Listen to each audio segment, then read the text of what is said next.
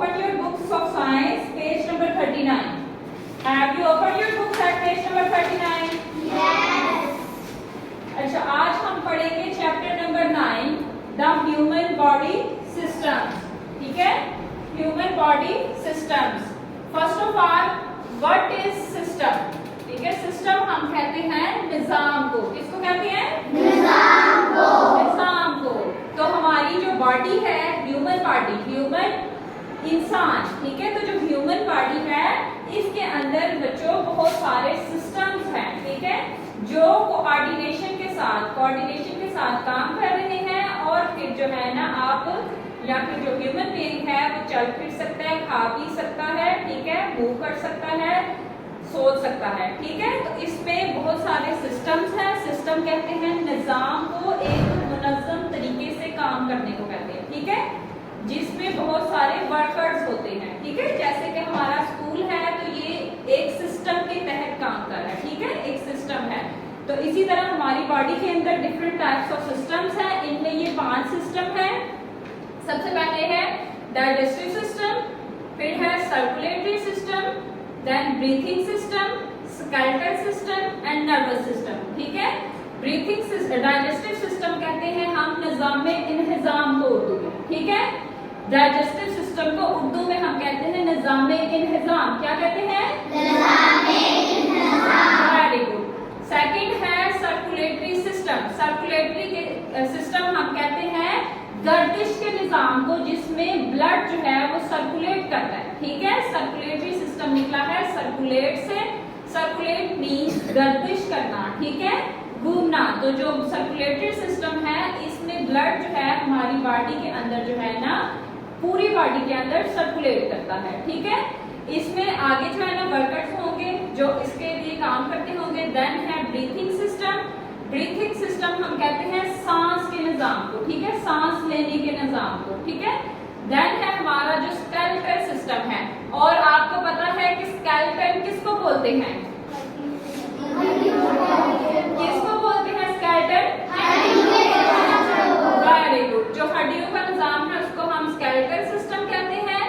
इसमें भी जो है ना सब सिस्टम्स होंगे जो मिलके जो है ना ये सिस्टम बना रहे होंगे। देन है हमारे पास नर्वस सिस्टम, ठीक है। और नर्वस सिस्टम है हमारा जिसमें हम सोचते हैं, जिसमें हमारे जो है ना वो 3 मेन पार्ट्स होंगे। ये आपने जो है ना वो पहले भी पढ़ा हुआ है। इसमें कौन कौन से है? सबसे पहले है हमारा ब्रेन, स्पाइनल कॉर्ड और देन न्यूरॉन्स आ जाते हैं, ठीक है। ब्रेन हमारे कहाँ पे मौजूद है? हमारी बॉडी के अंदर, स्कल के अंदर, ठीक है। और उसके बाद हमारी स्पाइनल कॉर्ड आ जाती है। स्पाइनल कॉर्ड कहाँ पे है? कहाँ पे है? बोलते भी हैं बच्चों, नेक में, नेक के साथ पीछे, ठीक है। कहाँ पे है? नेक के साथ। Very good. और उसके बाद न्यूरॉन्स आ जाते हैं। आज हम पढ़ेंगे digestive system. Digestive system consist of 4 सब पार्ट्स, ठीक है। सबसे पहले है mouth, food pipe, stomach and intestine, ठीक है। अब माउथ जो है ये हमारा जो मुंह है, ठीक है, इसको बोलते हैं माउथ। इस माउथ के अंदर भी जो है ना डिफरेंट ऑर्गन्स हैं जो इसमें जो है ना डाइजेस्टिव सिस्टम में हेल्प करते हैं, लेकिन उसकी डिटेल हम नेक्स्ट क्लासेस में पढ़ेंगे, ठीक है। थोड़ा सा मैं आपको सिंपल सा बता देती हूँ। हमारे माउथ के अंदर सबसे पहले हमारी टंग आ जाती है, ठीक है, टंग है, देन टीथ है, ठीक है। उसके बाद हमारे स्लाइवरी ग्लैंड्स आ जाते हैं, ठीक है। ये सारे मिलकर हमारे जो है ना माउथ के अंदर फूड की डाइजेशन करते हैं।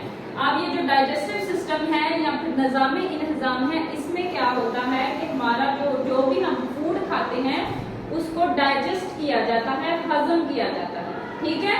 इसमें 4 जो है ना वो ऑर्गन्स हैं, जो मेन ऑर्गन्स हैं जो इसमें काम करते हैं। सबसे पहले माउथ है। माउथ फूड जब हम मुंह के अंदर डालते हैं तो उसको च्यू करता है, ठीक है, फूड को चबाता है और छोटे छोटे पीसेस में डिवाइड कर देता है।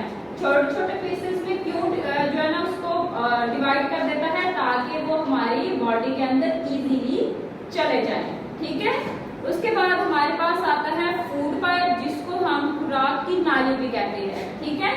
फूड पाइप जब हम माउथ से जो है ना माउथ के अंदर फूड को रखते हैं, माउथ उसको उसको च्यू करता है, देन जो है उसको माउथ से जो है ना वो फूड पाइप में चली जाती है, ठीक है।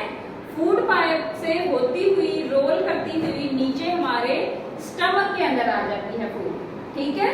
स्टमक के अंदर फूड आती है, स्टमक क्या करता है कि उस फूड को डाइजेस्ट करना स्टार्ट कर देता है। उसमें जो है ना स्टमक सबसे पहले उसके ऊपर जो है ना hydrochloric acid, different types of enzymes release करेगा, या फिर केमिकल्स आप कह सकते हैं कि जिस केमिकल की मदद से हमारी जो फूड है वो क्या होती है, डाइजेस्ट होती है, ठीक है।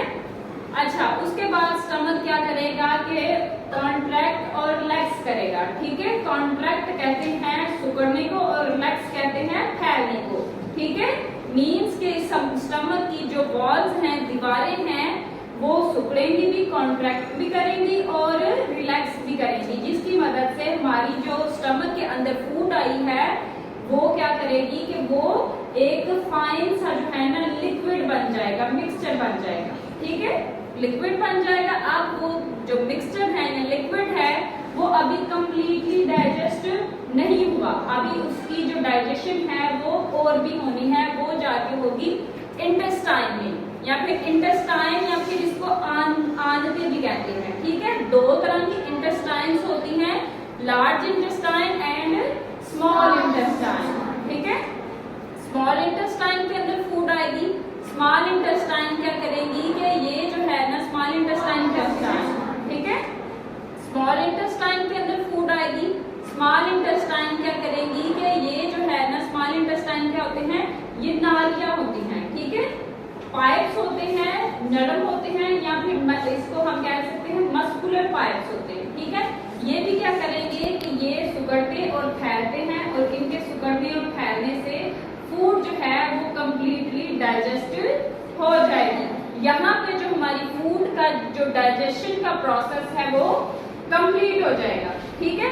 उसके बाद फूड हमारी यहाँ पे लार्ज इंटेस्टाइन में चली जाएगी, लार्ज इंटेस्टाइन के फिर पार्ट जो है कोलोन में उसको जाके, ठीक है, यहाँ से हमारी जो होंगे इसको जो वेस्ट रह जाएगा वो कोलोन में चला जाएगा, कोलोन से सीकम में, और सीकम से जो है ना उसको रिलीज कर दिया जाएगा जो भी वेस्ट प्रोडक्ट्स होंगे, ठीक है।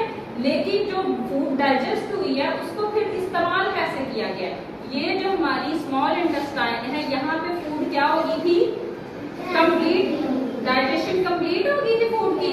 तो क्या हुआ था कि यहाँ से जो वो है ब्लड वेसल्स हैं, खून की नालियां, वो इनके साथ साथ लगी हुई हैं, ठीक है, इनके साथ साथ होती हैं, वो यहाँ से जो फूड होती है उसको एब्जॉर्ब कर लेती हैं, ठीक है, अपनी फूड को यहाँ से एब्जॉर्ब कर लेती हैं साथ साथ। जब ये इन नालियों के अंदर से फूड गुजर रही होती है, वो साथ साथ जो ब्लड वेसल्स हैं, खून की नालियां हैं, कैपिलरीज उनको बोलते हैं, ठीक है, वो क्या करेगी कि इधर से फूड लेती जाएंगी और आगे जो है ना वो जो वेस्ट प्रोडक्ट बचेगा, ठीक है, जो फाजल मादा बचेगा उसको आगे पास करती जाएगी। वो आगे पास होता हुआ ये जो बड़ी आंत है या फिर लार्ज इंटेस्टाइन है वहां पे आ जाएगा, वहां से होता हुआ वो ये लार्ज इंटेस्टाइन के आखिरी हिस्से में आ जाएगा, जिसको हम कहते हैं कोलोन। कोलोन में जाके वो थोड़ी देर के लिए स्टोर होगा और फिर यहाँ पे एक सुराख आता है जिसको हम एनएस कहते हैं, और उसके थ्रू जो है ना उस वेस्ट प्रोडक्ट को इजेक्ट आउट कर दिया जाएगा। अंडरस्टैंड? अच्छा, सबको समझ आ गई है? अच्छा, कौन बच्चा आगे जो है ना ये मुझे जो है ना इसको दोबारा रिपीट करेगा?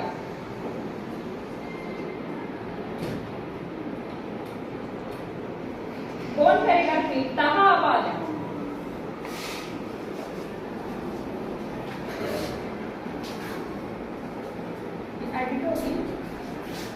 और डरना नहीं है। आज हम पढ़ने जा रहे हैं the human body system is the system, the digestive system, circulatory system, breathing system, skeletal system, nervous system. This system consists of the stomach and mouth, the food pipe, stomach, intestine. ये हमारा mouth है, ये food pipe, stomach, intestine, ये liver.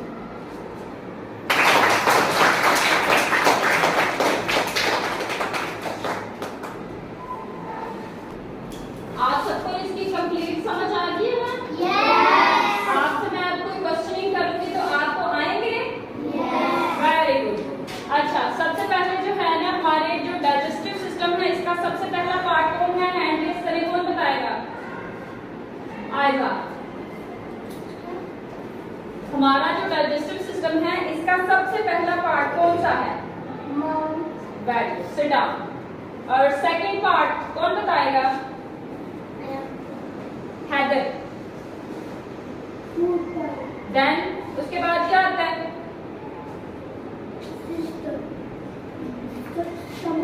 Very good. और उसके आखिर में intestine. क्या बोलते हैं इसको?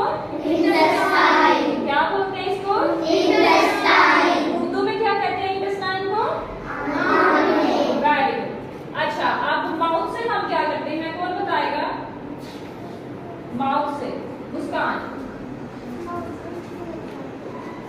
खाते हैं और क्या करते हैं इससे? वेरी गुड, चबाते हैं या फिर च्यू करते हैं फूड को। Sit down. आगे मुझे बताएं कि फूड पाइप से होती हुई जब फूड स्टमक में आती है तो स्टमक कैसे उसको डाइजेस्ट करता है? कौन बताएगा? Raise your hands. अच्छा, आपने बताना है कि स्टमक में जब आप कैसे डाइजेस्ट होती है, कौन बताएगा? अरीबा। ये जो हमारा जो स्टमक होता है ना, वो सबसे पहले जो हमारा फूड होता है उसके ऊपर केमिकल डालता है, उसके बाद रिलैक्स करता है और बोलता है। कैसे रिलैक्स और कॉन्ट्रैक्ट करता है? Very good. इस तरह क्या होगा? इसके बाद हमारा जो फूड होगा ना वो हमारे इंस्टाइन में चला जाएगा और और जो